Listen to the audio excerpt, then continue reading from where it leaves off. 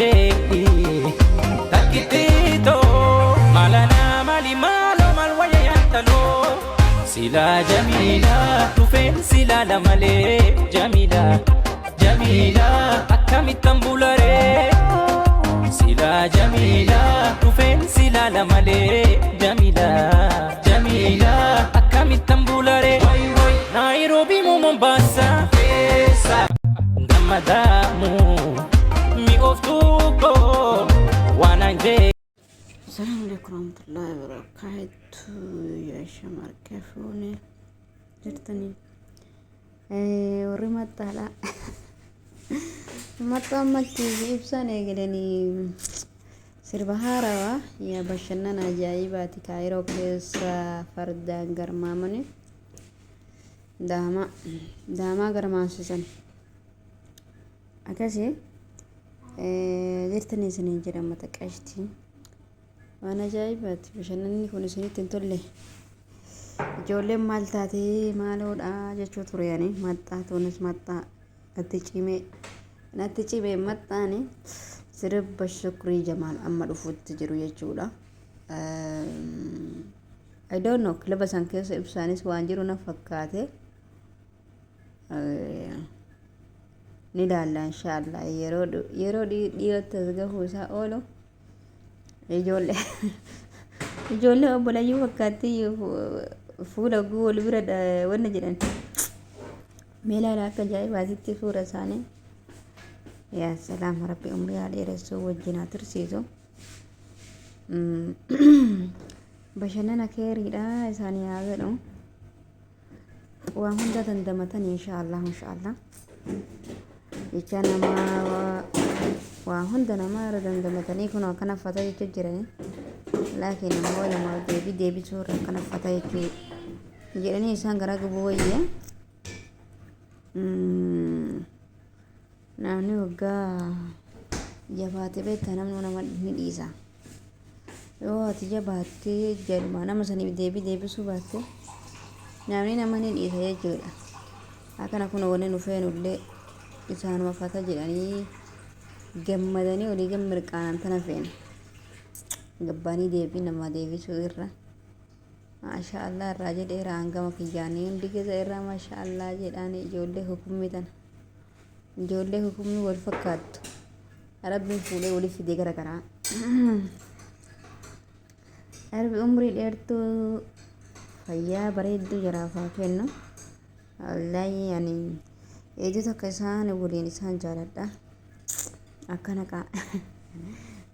sirbicha dhufullee ni daallaka eenyu akka keessa jiru maaliin akka dhufu maxxaa fi natti cimeen dhufaa jira jedhanii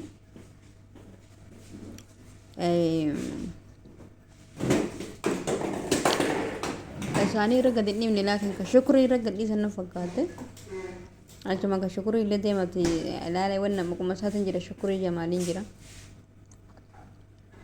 jajjabeessa maatii ta'aa fi isinin jechuu barbaadetu shukrii jamaalee akas abbaa fikiriiti suna gurbaan abbaa fikiriiti sirba isaa keessa hundinuu ka fikiriiti hagizee tokko uummata gangalachisiisillee isaa beeytanii adda addaatiin gadi ba'a halliru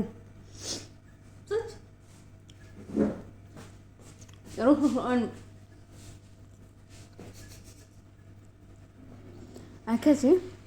ijoollee asii lajee qul jira wayita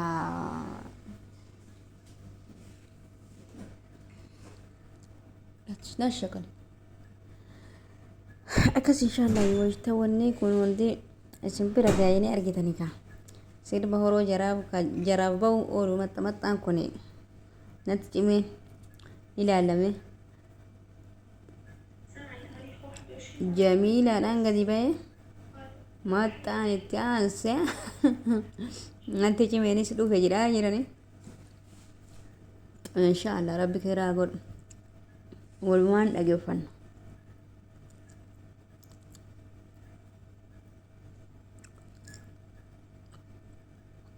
akkasii bashannana gaarii isiniif haa ta'u jedha ijoollee teenna qashti qushrummee tanneen ilmaan wal fakkaattu akka waa obbolayyuu ta'anii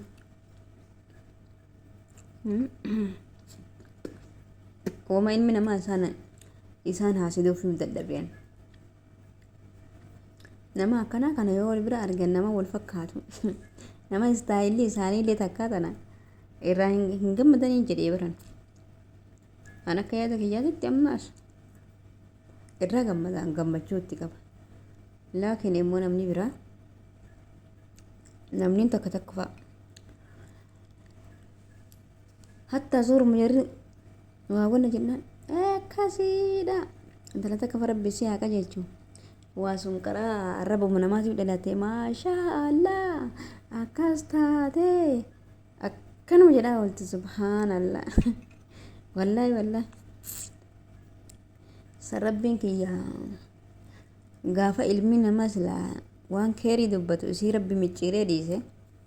abdul qaadir eega micciiree ta dhiise ta'edhantu takkisiisan akkas inshaallah silaa dhalaa irraa dubbatnaa warri dhiiraa ta'us akkasumatti jira gugurdaan marti abbaan ilmaanii hundi gattaa'eetiin waa'ee isaanii odeessaa oolu jira ijoollee immoo ittuu bareedee bashannanuu jiranii fata jechuu jiranii bilaashuma wannan jedhina warri hinaaftan rabbi umrii waliin haa dheeressu jira rabbi umrii waliin haa dheeressu foon ofii nyaannee saree irraan dhoorganii jedhanii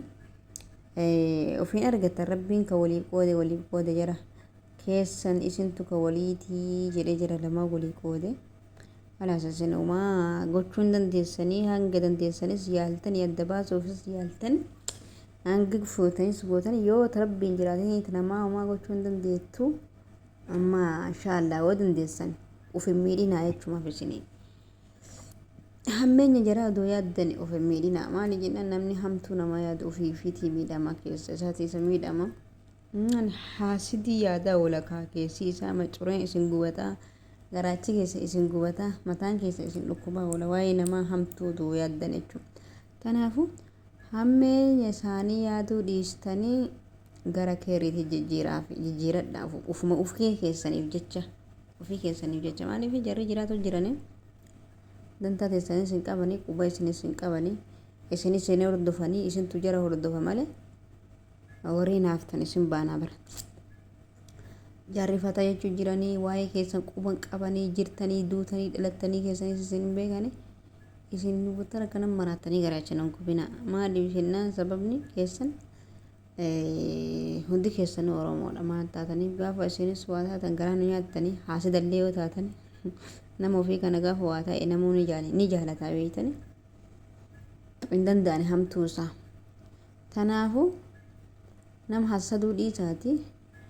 bas qulqulluma ta'a yoo bakka dadhabdanis wanna jechuu dadhabdan ofuma keessaniif wanna jedhaa jiraadhaa isin jechuu barbaade ta'an ufii keessaniif waa'ee namaatiif osoo hin taane ufii keessaniif jireenya keessan qofa jiraadhaa akkasii inshaallah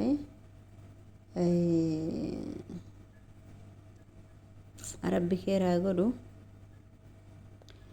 ijoollee irraa gad nu bu'a ijoollee nama kilabii addaatiin dhufaa jirti sirbaan dhufuu deemti teellee laallakaa inshaallah waa isaan dhufaniin maxxamattaan tun sirba isaaniitii jedhanii dhagayyaan akkasii ni argina ilaala karaa feesbuukiitii oowwa kaasaa turanii maxxaa natti cimee